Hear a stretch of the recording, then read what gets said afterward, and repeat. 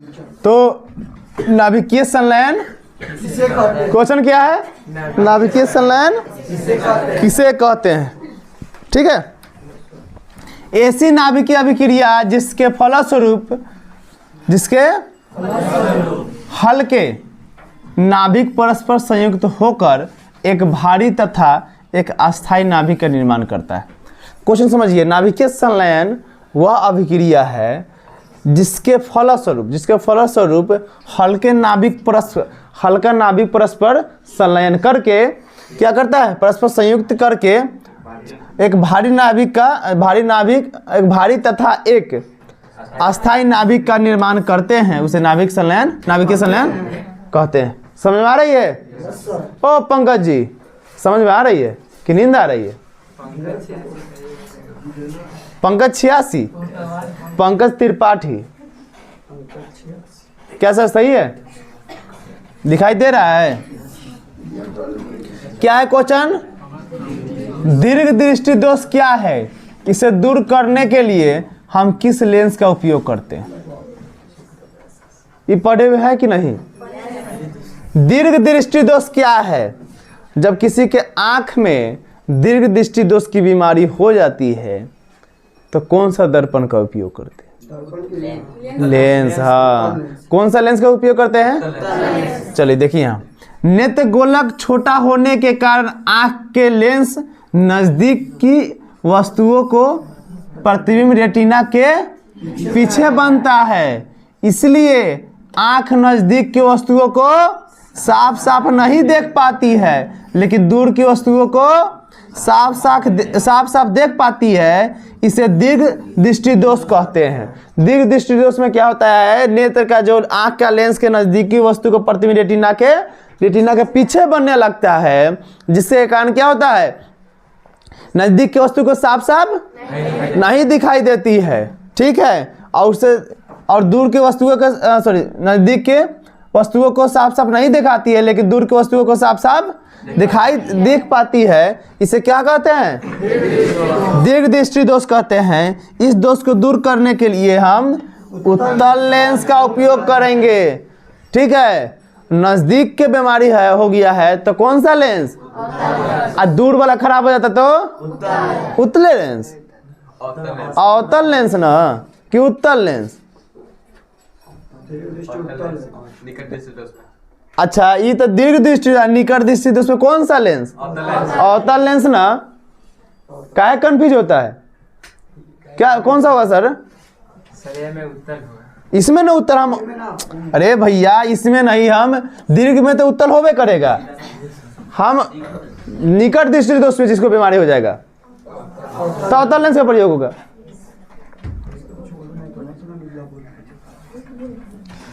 काहे डरा रहे हैं? विषमपोषी पोषण क्या है या कितने प्रकार के? विषमपोषी पोषण क्या या कितने प्रकार के? तो विषमपोषी पोषण वह प्रक्रिया है, क्या है? विषमपोषी पोषण वह प्रक्रिया है जिसमें जीव अपना भोजन स्वयं संश्लेषित न करके किसी अन्य वस्तुओं पर निर्भर करते हैं। विषमपोषी पोषण वह अभिक्रिया है जो आप खुद से भोजन न बना के दूसरे पर निर्भर रहता है, उसे विषमपोषी अभिक्रिया विषमपोषी कहते हैं। क्या कहते हैं? विषमपोषी 3 प्रकार के होते हैं: मृतजीवी, परजीवी, प्राणी संपोषी। समझ गए ना? कौन कौन प्रकार है? मृतजीवी, परजीवी और समझ रहे हैं? लास्ट क्वेश्चन है, प्लास्टर ऑफ पेरिस का 2 उपयोग को लिखे। तो इसको जानते हैं ना, कहाँ का प्रयोग होता है? आप पढ़े होंगे। प्लास्टर ऑफ पेरिस के निम्नलिखित उपयोग है। इसका उपयोग अग्निरोधक पदार्थ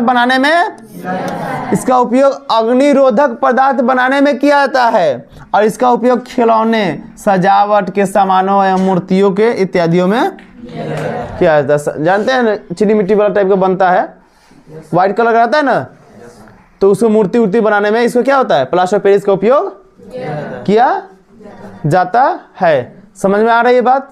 क्वेश्चन आपको 20 क्वेश्चन है, 20 क्वेश्चन का बारीकी से आप इस वीडियो को बारीकी से देखिएगा, और रोक के स्टॉप करके जहाँ नोट करना है वहाँ नोट कर लीजिएगा उसी समय, नहीं तो स्क्रीनशॉट लीजिएगा, बाद में उसको हम तक है साथ साथ एक क्वेश्चन देखे नोट किए, क्वेश्चन देखे नोट किए। ऐसे आपको 20 मिनट का वीडियो होगा, 25 मिनट का होगा, 25 मिनट में आपको 20 से 25 क्वेश्चन हो जा रहा है, तो रटने से अच्छा है कि हम समझ लें। क्लियर हो रहा है जी? चलिए ठीक है। तो क्वेश्चन आपका है 21 नंबर, प्रतिरोध किसे कहते हैं, इसका SI मात्रक। प्रतिरोध जानते हैं, पढ़े हैं प्रतिरोध, साइंस में तो खूब पढ़ा है सर। क्या जी? आवाज नहीं निकलता है। चालक पदार्थ का वह गुण जो उस पदार्थ से होकर, ये तो बहुत बोल रहा है रे, कथी नाम है इसका? दानिश नाम है ना। यहाँ पर तो उपनाम कुछ और है, लेकिन प्रयोग नहीं करेंगे। ठीक है, समझो समझो समझो समझिए। चालक पदार्थ का वह गुण जो उस पदार्थ से होकर प्रवाहित होने वाली विद्युत धारा का प्रतिरोध करता है, उसे प्रतिरोध कहते हैं। क्या है? चालक पदार्थ का वह गुण जो उस पदार्थ से होकर, वह गुण जो उसी पदार्थ से होकर धारा प्रवाहित हो रही है, मतलब उससे होकर प्रवाहित होने वाली विद्युत धारा को उसी पदार्थ से होकर धारा प्रवाहित हो रही है, उसे क्या कहते हैं? प्रतिरोध कहते हैं। क्या कहते हैं? प्रतिरोध का SI मात्रक ओम। शंकर भगवान। प्रतिरोध का SI मात्रक ओम नमः शिवाय, मतलब ओम याद रखिएगा, समझ गए? एक ओम बराबर देख समझिए, यदि किसी चालक के दोनों सिरों पर 1 वोल्ट विभवांतर आरोपित करके, दोनों सिरों पर क्या है? 1 वोल्ट समझ रहे ना? बिजली विद्युत धारा प्रवाहित होती है ना कि 60 वोल्ट 100 वोल्ट है ना जी। तो 1 वोल्ट विभवांतर 1 वोल्ट आरोपित करके उसे 1 एम्पियर की धारा प्रवाहित की जाए, उसे उस चालक को क्या है? 1 ओम कहते हैं। क्या कहते हैं? 1 ओम कहते हैं। 1 एम्पियर धारा को प्रवाहित की जाए, कितना? 1 एम्पियर धारा का प्रवाहित की जाए तो उसे, उस चालक को का प्रतिरोध 1 ओम कहते हैं। समझ में आ रही ना? क्या है नेक्स्ट? क्या है? आमाशय में पाचन रस की क्रिया क्या बोल रे भाई? आमाशय में पाचन रस की क्रिया क्या? पाचन रस अगर ना होगा आमाशय में, तब कैसे पचेगा भोजन बढ़िया से? चाउमीन कैसे पचेगा? बर्गर है ना जी? उसको पचाने के लिए क्या चाहिए? आमाशय रस। अब पाचन रस, सबसे पहले भोजन कहाँ पचती है? मुख में ही पचती है। किससे? हाँ, लेड के द्वारा। पाचन रस में HCl अम्ल पाया जाता है। क्या पाया जाता है? हाइड्रोक्लोरिक अम्ल, यही ना। पाचक रस में HCl अम्ल पाया जाता है, और क्या है? गैस्ट्रिक HCl अम्लीय माध्यम प्रदान करता है। क्या प्रदान करता है? गैसीय HCl अम्लीय माध्यम प्रदान करता है, जो गैस्ट्रिक खमीर पेप्सिन को सक्रिय करता है। जो गैस्ट्रिक खमीर पेप्सिन जो होता है उसको क्या करता है? सक्रिय करता है। यह सक्रिय होकर भोजन में पाए जाने वाले, सक्रिय होकर भोजन में पाए जाने वाले विभिन्न कीटाणुओं को क्या करता है? विभिन्न कीटाणुओं को जाकर मारता है, और भोजन को आसानी से क्या करता है? उस कीटाणु के मारने के बाद आसानी से उसको पचा देता है। ठीक है, वो कौन सा? आमाशय में पाचन रस की यही भूमिका। ठीक है, नेक्स्ट क्या है? प्रकाश। 23 नंबर क्वेश्चन, प्रकाश का परिवर्तन किसे कहते हैं? इसके नियम को लिखे। प्रकाश के प्रवर्तन, जब प्रकाश किसी दर्पण या चमकदार पृष्ठ पर टकराती है। दर्पण समझ आईना, आईना कोकरे ना बोलता है जी। तो जब प्रकाश किसी दर्पण या चमकदार पृष्ठ पर टकराती है तो वह उसी माध्यम में वापस लौट आती है। टकरा कर ठीक उसी माध्यम में वापस लौट आती है। इस प्रक्रिया का प्रकाश का परिवर्तन कहते हैं। या अपना भाषा में याद है, जब प्रकाश के किसी दर्पण चमकदार दर्पण या आईने पर उस प्रकाश को अब डालिएगा तो ठीक उसी माध्यम वापस लौटने की क्रिया क्या कहेंगे? हाँ, इसके दो नियम है। कितने नियम है? दो नियम है। एक में है आपतित किरण, परावर्तन किरण तथा आपतन बिंदु पर डाला गया अभिलंब, तीनों एक ही। आपतित किरण, परावर्तित किरण और आपतन बिंदु पर डाला गया अभिलंब तीनों एक ही समतल में होते हैं और आपतन कोण परावर्तन कोण के बराबर होता है। आपतन कोण क्या होता है? परावर्तन कोण से परावर्तन कोण के बराबर होता है। याद रखिएगा, आपतन जो कोण होगा परावर्तन कोण का क्या होगा? बराबर होगा। समझ में आ रही है क्वेश्चन? कोई दिक्कत? चलिए 24 नंबर है, कार्बन सहसंयोजक यौगिक क्यों बनाते हैं? कार्बन जो है सहसंयोजक यौगिक क्यों बनाते हैं? तो एक कार्बन के अष्टक में 4 इलेक्ट्रॉन होते हैं। एक कार्बन के अष्टक में कितना इलेक्ट्रॉन होता है? 4 होता है। यौगिक बनने के लिए वह 4 इलेक्ट्रॉन न तो दे सकता है और न तो यौगिक बनने के लिए वह इलेक्ट्रॉन न दे सकता है कार्बन और न ले सकता है, लेकिन इन इलेक्ट्रॉन का साझा कर यौगिक बना सकता है। लेकिन इस इलेक्ट्रॉन का साझा कर क्या बना सकता है? यौगिक बना सकता है। इसलिए कार्बन सहसंयोजक न दे सकता है न ले सकता है। क्या कर सकता है? सिर्फ साझा कर सकता है। तो उसको क्या कहेंगे? हाँ, कार्बन सहसंयोजक यौगिक बनाता है। क्या है? हम अपने माता पिता के समान, गलत हो गया। हम अपने माता पिता के क्यों करते हैं ना, होता गलत है ये। नहीं, क्वेश्चन है अपने माता पिता के समान क्यों होते हैं। सही है, सही क्वेश्चन सही है। और माता पिता के समान, हम सम्मान पढ़ रहे थे, समान क्यों होते हैं। क्वेश्चन अपना से बनाएगा कि अपने माता पिता, कोई कहता है ना अपने मम्मी पे गया है, अपने पापा पे गया है, ऐसा होता है ना। तो प्रत्येक जीव में बहुत से ऐसे गुण होते हैं। क्या होते हैं?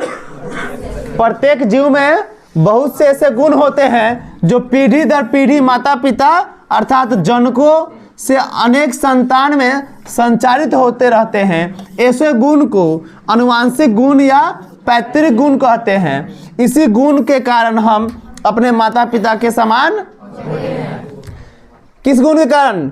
आनुवंशिक गुण के कारण। आनुवंशिक गुण के कारण अपने माता पिता के या पैतृक गुण के कारण अपने माता पिता के हुबहू होते हैं। ठीक है, समझ में आ रही है? नेक्स्ट क्वेश्चन देखिए, प्रकाश का वर्ण विक्षेपण किसे कहते हैं?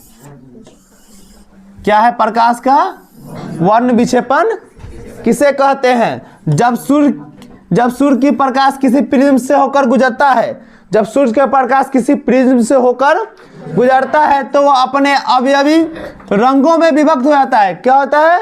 अपने अवयवी रंगों में विभक्त हो जाता है। इस घटना को वर्ण विक्षेपण कहते हैं। क्या कहते हैं? जब सूर्य प्रकाश के किसी प्रिज्म से होकर गुजरती है तो वह अपने अवयवी रंगों में विभक्त हो जाती है। वह विभक्त होने की क्रिया को क्या कहते हैं? वर्ण विक्षेपण कहते हैं। एथेनॉल भौतिक गुणधर्म को, एथेनॉल के भौतिक गुणधर्म को लिखे। एथेनॉल के भौतिक गुणधर्म निम्नलिखित है। इसमें मीठी गंध समझते हैं, थोड़ा सा अच्छा लगना, सुगंध से लग रहा है कि मीठा होगा। यह रंगहीन एवं वाष्पशील द्रव है। यह क्या होती है? यह एक अच्छा विलायक है। इसका क्वथनांक 35 के यानी 78 डिग्री सेल्सियस है। इसका गलनांक 156 के यानी -117 डिग्री सेल्सियस है। ठीक है, एथेनॉल के भौतिक गुणधर्म है।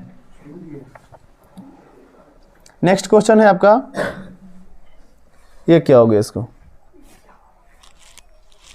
ये छोटा सा क्वेश्चन है लग रहा है। नेत्र में ज्यादा दृष्टि दोष का क्या कारण है? यही ना, दिखाई दे रहा है कि नहीं आप लोग को? नेत्र में ज्यादा दृष्टि दोष का क्या कारण है? तो यह क्या है? प्राय बुढ़ापे का नेत्र दोष। यह क्या है? बुढ़ापे का दोष है। नेत्र में जारा दृष्टि दोष कब हो जाता है? जारा दृष्टि समझ रहे हैं ना, कब हो जाता है? यह प्राय बुढ़ापे का नेत्र दोष है। यह दोष लगभग 60 वर्ष के बाद होता है। यह दोष क्या होता है? होता है। यह बुढ़ापे का दोष याद रखिएगा, यह दोष लगभग 60 वर्ष के बाद होता है। इसे नेत्र को जारा दृष्टि दोष का कारण है। समझ गए? और इसमें तो था, इसमें कुछ टाइपिंग आती, क्या बोलते हैं, ये सिस्टम प्रॉब्लम हो गया, ये तो है ही लगभग 60 वर्ष। यह दोष में क्या है? सिलियरी पेशिया का लचीलापन समाप्त हो जाता है। क्या हो जाता है? हाँ, यह दोष में सिलियरी पेशिया का लचीलापन समाप्त हो जाता है और क्षेत्र में संसाधन शक्ति की और क्या क्षेत्र में क्या संधान शक्ति की कमी के कारण दूर बिंदु और निकट बिंदु का सामंजस्य नहीं हो पाता। मैंने दूर दृष्टि भी और निकट दृष्टि भी खराब हो जाता है। उसे क्या कहते हैं? जारा दृष्टि दोष कहते हैं। और जारा दृष्टि दोष का सबसे बड़ा कारण यही है। ठीक है, अब शायद नहीं होगी। कितना है क्वेश्चन? हो गया ये क्वेश्चन नंबर कितना था? ठीक है ना?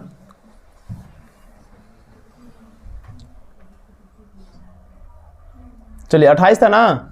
29 नंबर क्या है क्वेश्चन? 29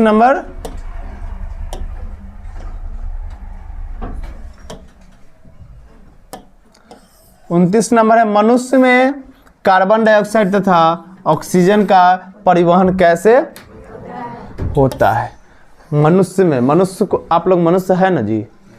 हाँ, हमें लगता है मनुष्य नहीं है। ये तो बोल ही रहा है कि मनुष्य है कि नहीं। क्या मनुष्य है कि आप पानी जल में पाए जाते हैं? आज सजीव है कि निर्जीव है जी? बोला ना, सजीव कि निर्जीव है आप? निर्जीव है। इसका हटा, यहाँ से निर्जीव है इधर, हटा, इसका निर्जीव है। अरे निर्जीव जिसमें प्राण नहीं हो, सांस नहीं लेता, जैसे ये बेंच हो गया, बोर्ड हो गया, ये सब। इसका उपनाम जो था उस पर कहा है तो उसको ले लिया अपने उपनाम से। चलो याद देखो क्या है? मनुष्य में कार्बन डाइऑक्साइड तथा ऑक्सीजन का परिवहन कैसे होता है? मनुष्य के का तो भी निर्जीव बन गया ना, शांत रहेगा।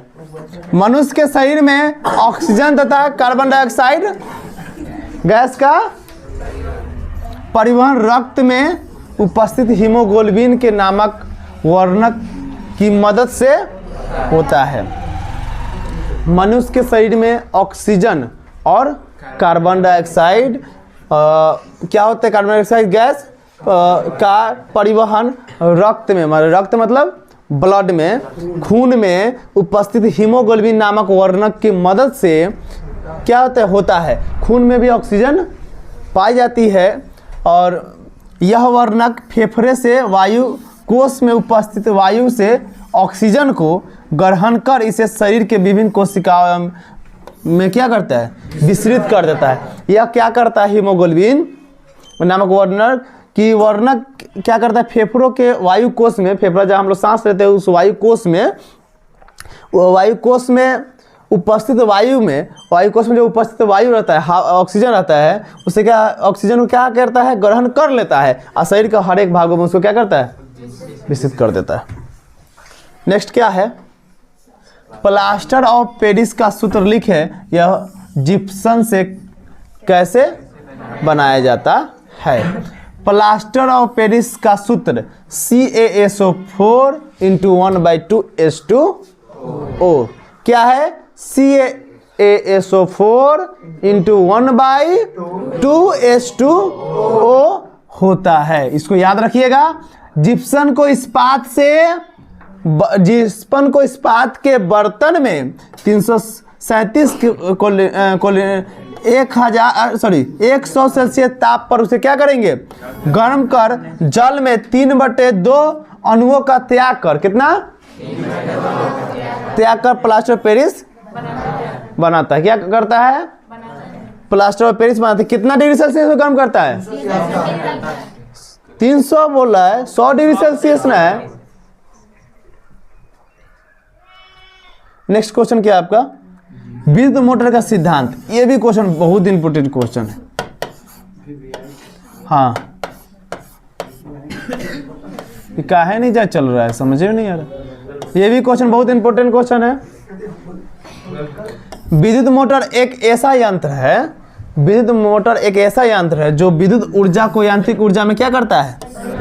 विद्युत मोटर क्या करता है? विद्युत मोटर क्या करता है? विद्युत ऊर्जा को यांत्रिक ऊर्जा में परिवर्तित करता है। सिद्धांत समझिए इसका। जब किसी कुंडली को चुंबकीय क्षेत्र में रखकर उसे विद्युत धारा प्रवाहित करते हैं, जब किसी कुंडली को चुंबकीय क्षेत्र में रखकर उसे विद्युत धारा प्रवाहित करते हैं, तो उस पर एक बल युग्म कार्य करने लगता है। उसमें क्या करने लगता है? एक बल कार्य करने लगता है। यह बल युग्म कुंडली को लगातार चुंबकीय क्षेत्र में घुमाया जाता है। और यह क्या होता है? बल युग्म जो होता है, बल जिस पर लगता है, वो कुंडली को क्या करता है? लगातार चुंबकीय क्षेत्र में घुमाते रहता है, घुमाते रहता है। उसे क्या कहते हैं? अब देखते हैं मोटर हमेशा उसे क्या करता है? चुंबकीय क्षेत्र में रहता है, उसको हमेशा नचाते रहता है। तो क्या करता है? उसी क्षेत्र, चुंबक उसी क्षेत्र में नचाता है। ठीक है, यह मोटर का सिद्धांत है। विद्युत मोटर एक ऐसा यंत्र है जो विद्युत ऊर्जा को यांत्रिक ऊर्जा में बदलता है। कब? जब चुंबकीय क्षेत्र उसके उसी दिशा में घुमाती है तब। क्या है? धोने का सोडा रासायनिक सूत्र क्या है? साथ ही इसका उपयोग को, किसका उपयोग? धोने का सोडा का रासायनिक सूत्र Na2CO3। इसको काफी हम प्रयोग किए हैं, वो केमिस्ट्री सॉन्ग में इसको प्रयोग किए। खाने का सोडा, धोने का सोडा, है कि नहीं? फिटकीरी, प्लास्टर ऑफ पेरिस, है ना? इस सब का प्रयोग काफी उसमें, उसको अगर देखा जाए सही से गाना के रूप में उसको प्रयोग कीजिएगा तो गाने सुनिएगा, और थोड़ा सा उसको देख लीजिएगा, एक दो नंबर तो पक्का हो ही जाएगा। क्या जी? लेकिन सब उसमें क्या गाने सुनता है। Na2CO3 × 10H2O होता है। धोने का सोडा का निम्नलिखित उपयोग है। एक में है क्या? घरों है, घरों के साफ सफाई के लिए इसका प्रयोग किया जाता है। धरो लिखा गया है, घ है। एक तो यहाँ सही से उपयोग नहीं होता है। जल की अस्थायी कठोरता को क्या करता है? जल के अस्थायी कठोरता को दूर करता है। कांच, साबुन एवं कागज का, ठीक है। प्रयोगशाला में इसका क्या करता है? अभिकर्मक के रूप में प्रयोग करता है। प्रयोगशाला में भी इसका अभिकर्मक के रूप में उपयोग करता है। समझ में आ रहा है ना? क्या है क्वेश्चन? आपके अनुसार उत्कृष्ट गैसों को अलग समूह में क्यों रखा जाता है? माने आपके अनुसार बताना है कि उत्कृष्ट गैसों को अलग समूह में क्यों रखा जाता है। तो उत्कृष्ट गैस की खोज मेंडलीव की आवर्त सारणी बनाने के बाद हुई। किसके बनाने के बाद? मेंडलीव के आवर्त सारणी के बनाने के बाद हुई है। और ये गैस क्रियाशील नहीं होता। ये क्या नहीं होता है? क्रियाशील नहीं होता है। इसलिए क्या है? इसलिए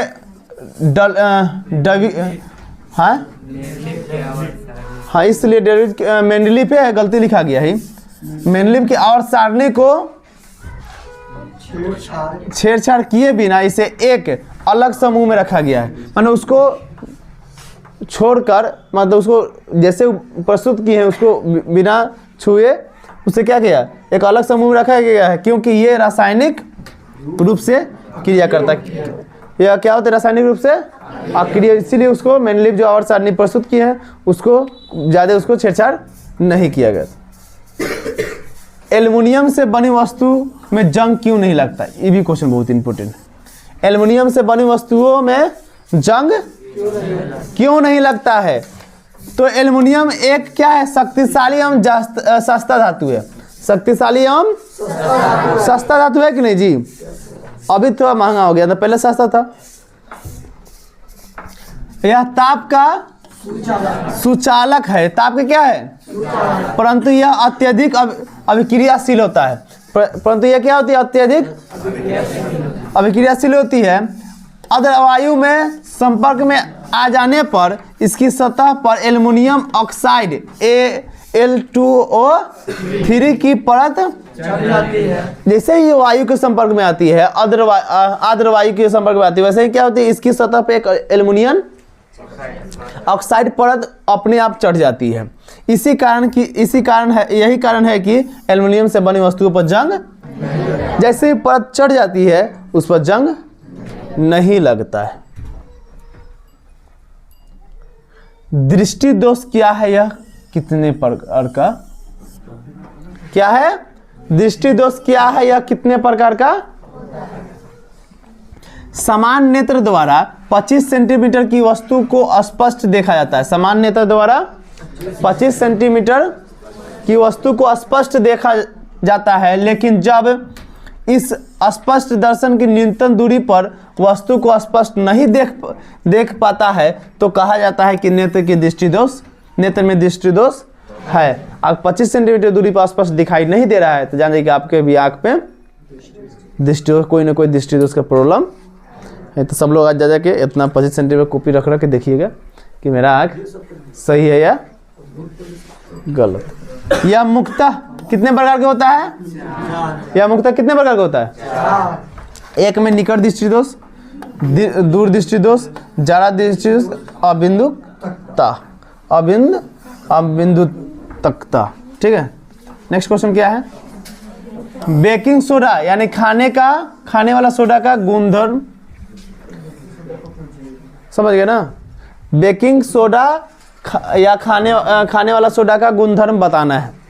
तो बेकिंग सोडा का निम्नलिखित गुणधर्म क्या है? यह एक क्या है? वदार सफेद ठोस पदार्थ है। यह एक वदार ठोस पदार्थ है, सफेद। यह जल में कम घुलनशील, यह पानी में बहुत कम घुलता है। इसका जलीय विलियम क्या है? क्षारीय होता है। यह इसका 7 से ऊपर होता है। पीएच मान इसका क्या होता है? हाँ, इसका पीएच मान 7 से अधिक होता है। यह लाल लिटमस पत्र को, हाँ, यह लाल लिटमस पत्र को क्या कर देता है? नीला कर देता है। और क्वेश्चन इसमें समाप्त हो गया। तो आप 36 क्वेश्चन हो गया ना? 36 को और क्वेश्चन करते हैं। चलो एक पार्ट और कर देते हैं। कितना नंबर था ये? 36 तक हो गया ना जी? 5 सीरीज 5 ना? चलिए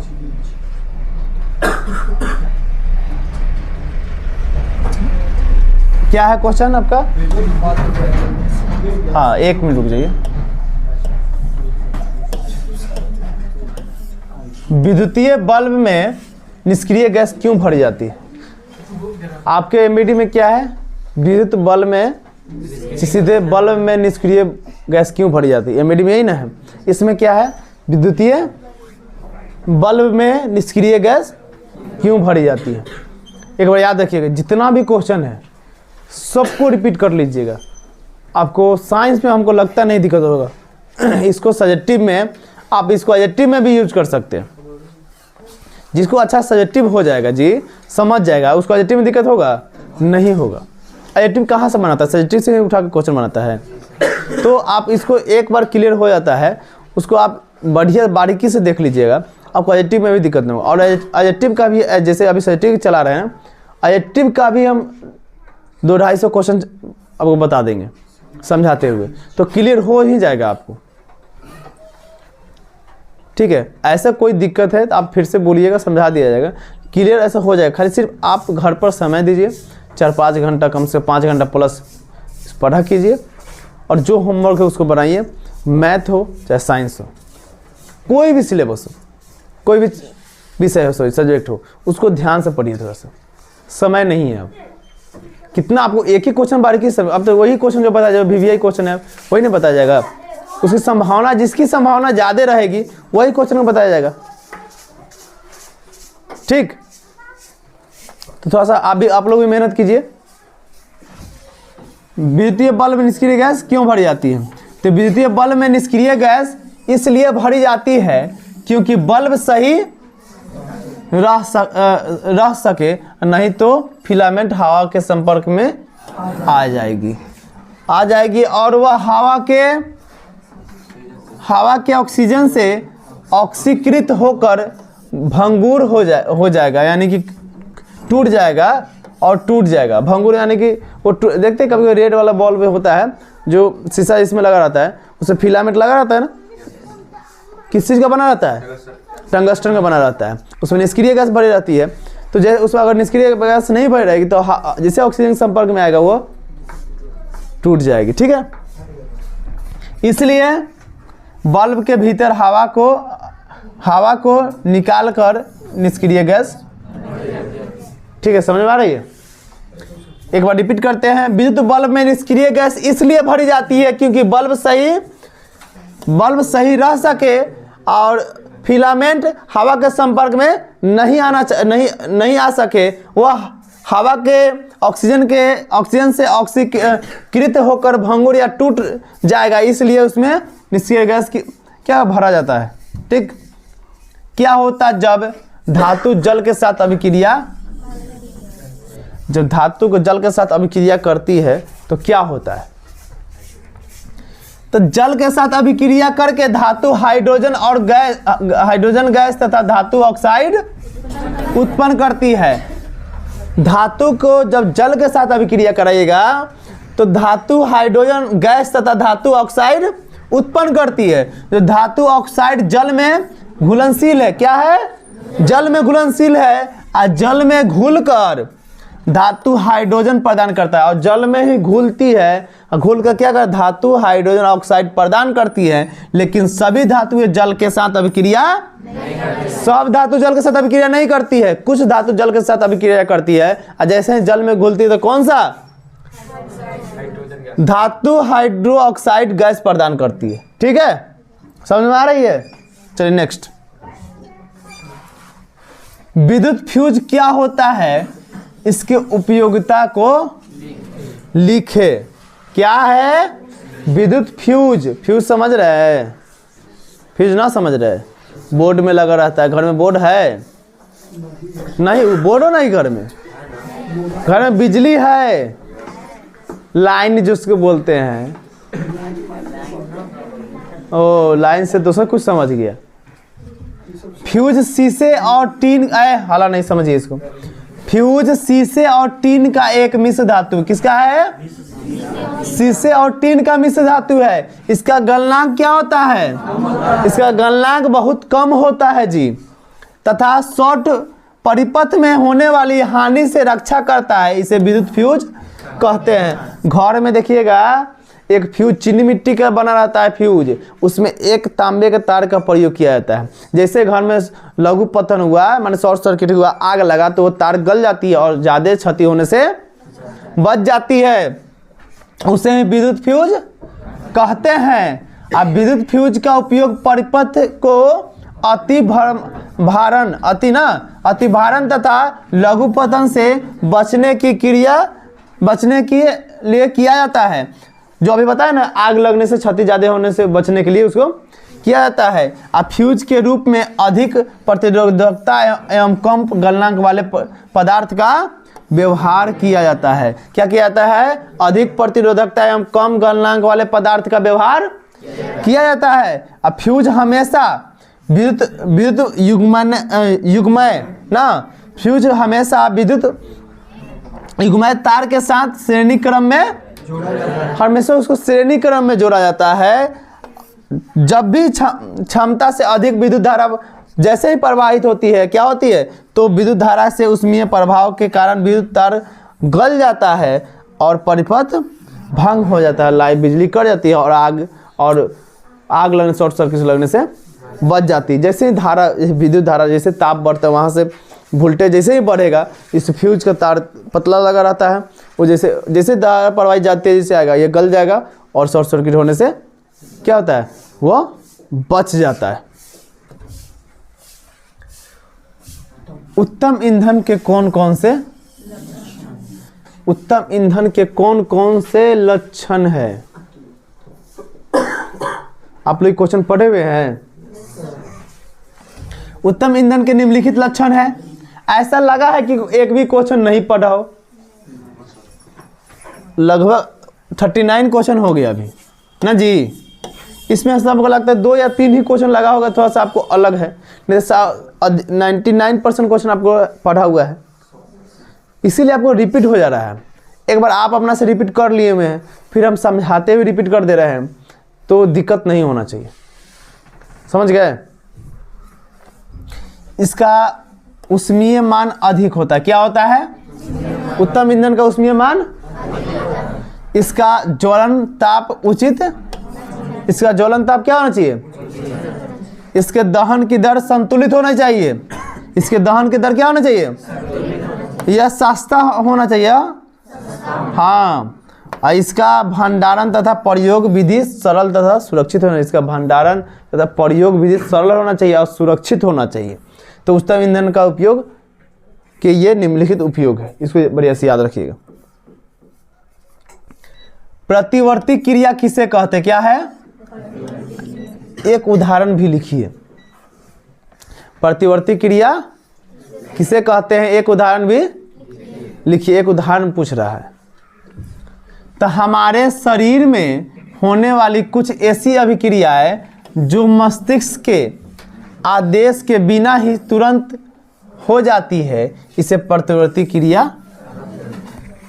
हमारे शरीर में होने वाली कुछ ऐसी अभिक्रियाएं जो मस्तिष्क के आदेश के बिना ही तुरंत हो जाती है, इसे प्रतिवर्ती क्रिया कहते हैं।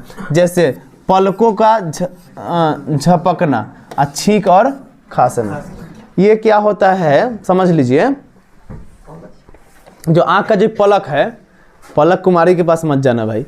पलक जो है तो वो क्या होती है कि दिमाग को संदेश तो नहीं दे रही है ना। हम ये मार्कर है तो मार्कर इस हाथ पर से ऐसे उठा रहे तो दिमाग संदेश दे रहा है इसको उठाओ, उतना ही वजन दो हाथ पर। कितना? उतना ही वजन होगा से उसको उठाएंगे। नहीं तो हमको मालूम नहीं रहेगा वजन। एक बैग कोई बाल्टी से भरा पानी अचानक उठाइएगा और हल्का है तो ज़्यादा ताकत लगा के उसको उठाइए तो लगता है ना कि एक अजब से फीलिंग होता है ना।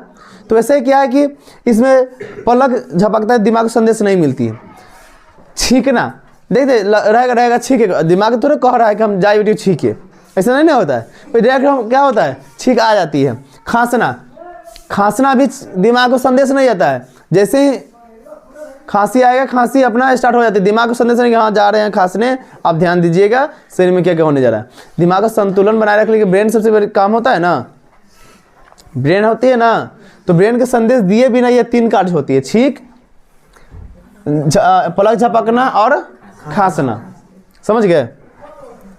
नेक्स्ट है जंतुओं में रासायनिक समन्वय कैसे होता है? जंतुओं में रासायनिक समन्वय कैसे होता है? तो जंतुओं में रासायनिक समन्वय जंतु हार्मोन द्वारा होता है। क्या होता है? जंतुओं में रासायनिक समन्वय जंतु हार्मोन द्वारा होता है। उच्च श्रेणी के जंतु जैसे मनुष्य, उच्च श्रेणी के जंतु कौन है? मनुष्य। मनुष्य ही ना सोच सकता है, समझ सकता है। बुद्धिमान कौन है? जंतु। मनुष्य ही धरती पर का। मनुष्य में हार्मोन अंतःस्रावी ग्रंथियों में बनते हैं। ये जटिल रासायनिक यौगिक होते हैं। ये क्या होते हैं? जटिल रासायनिक यौगिक होते हैं जो अंतःस्रावी ग्रंथियों से निकलकर दूसरे क्षेत्र स्थित अंगों या अंग तंत्र पर अपना प्रभाव डालते हैं। और क्या होता है? दूसरे क्षेत्र के स्थित अंग या अंग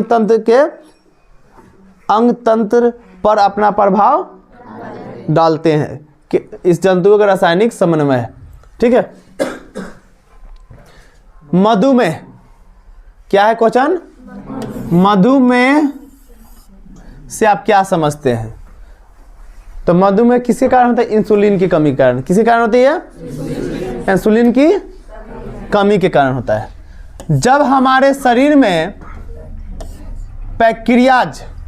पैक्रियाज में इंसुलिन का पहुंचना कम हो जाता है, जब हमारे शरीर में इंसुलिन के पहुंचना कम हो जाता है तो खून में ग्लूकोज का स्तर, तो हमारे जो रक्त है, ब्लड है, उसमें ग्लूकोज का स्तर क्या होता है? बढ़ जाता है। इस स्थिति को मधुमेह यानी कि डायबिटीज कहते हैं ना। घर में डायबिटीज हो गया, मीठा मत खिलाओ। ज़्यादा 60 साल वाले व्यक्ति सबको होता है, 40 साल 50 साल वाले 50 साल के ऊपर वाले व्यक्ति, लेकिन आजकल बच्चों को भी हो जा रही है। कौन है? डायबिटीज, जिसको चिनिया बीमारी बोलते हैं। गाँव में बोलते हैं ना चिनिया बीमारी। अब किसी को मधुमेह डायबिटीज हो गया है खुशी के मारे 5 किलो रसगुल्ला मुंह में रख दिए, तो हमको लगता है कि परलोक सिधारिए देंगे। इसीलिए क्या होगा कि डायबिटीज वाले व्यक्ति को टहलना ज़्यादा चाहिए। डायबिटीज वाले व्यक्ति को अगर 1 रसगुल्ला खाने की क्षमता रखते हैं तो 1 किलोमीटर चलने की क्षमता रखिए। डायबिटीज वाले व्यक्ति को अगर 1 रसगुल्ला खा रहे हैं तो 1 किलोमीटर टहलिए, आपको प्रॉब्लम उतना नहीं होगा। समझ गए? तो उसको मधुमेह भी बोलते हैं। क्या बोलते हैं? मधुमेह बोलते हैं। इंसुलिन एक हार्मोन होता है, जो शरीर में इंसुलिन हार्मोन होता है, जो उसी के कारण, उसी के कमी को कम होने के कारण मधुमेह बीमारी होती है। अब रक्त में क्या होता है? ग्लूकोज बढ़ जाता है, जो कि पाचन ग्रंथि द्वारा बनता है। इसका कार्य शरीर के अंदर भोजन को एनर्जी में, इसका क्या करता है? इसके जो हमारे शरीर में जो भोजन होता है उस भोजन को एनर्जी में बदलता है। यही वह हार्मोन होता है जो हमारे शरीर में शुगर की मात्रा को, हाँ, यही जो है हमारे शरीर में जो शुगर मिठापा है उसको क्या करता है? कंट्रोल करता है, उसको मिला के रखता है। ठीक है? कौन?